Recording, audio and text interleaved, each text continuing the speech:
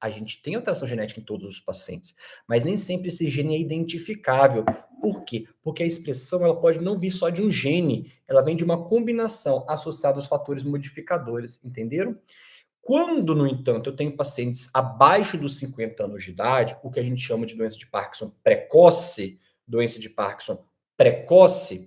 que pode ser abaixo de 50, alguns livros falam abaixo dos 40 anos. Tudo bem.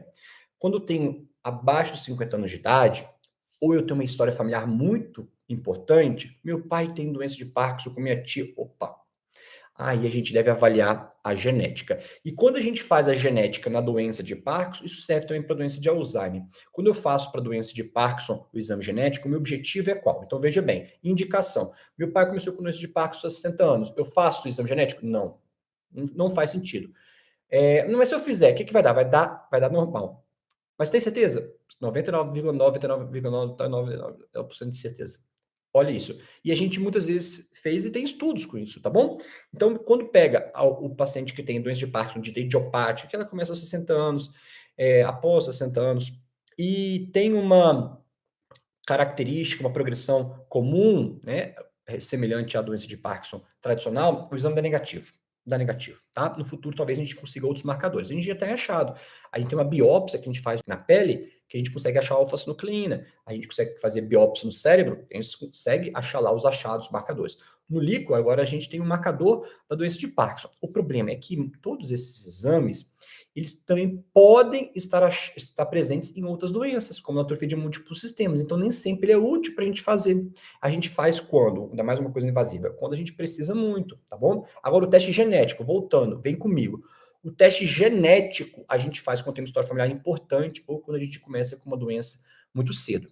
Porque aí a chance de ter um gene afetado só, que leva ao desenvolvimento, aí é maior. Entendeu? E fazendo o exame, mais importante, veio positivo. Aí o que a gente faz? Eu faço nos filhos? Aí a gente tem que fazer uma calma, muita calma, porque nem sempre vai ser útil fazer nos filhos. A gente vai conversar com os filhos. Vocês querem fazer o exame genético? A gente tem que abrir, compartilhar. A gente vai falar, tem que fazer o exame genético. Ah, mas qual que é o lado de eu fazer o exame genético, Gustavo? Então, o lado é esse, olha. Se eu faço o exame genético em você quer fazer o exame genético para doença de Parkinson ou para doença de Alzheimer, o pensamento, a conversa é semelhante. Exame genético para doença de Parkinson, doença de Alzheimer. Por quê? Você tem indicação de fazer exame genético. Vou fazer aqui em você.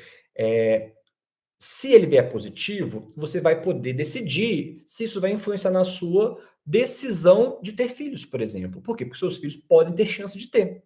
Entendeu? Então, ó, eu tenho doença de Parkinson. Meus filhos vão fazer o exame genético, tá bom? Eu tinha indicação, eu tinha 40 anos, eu tive que fazer o exame genético, me ofereceram, eu aceitei. Deu positivo.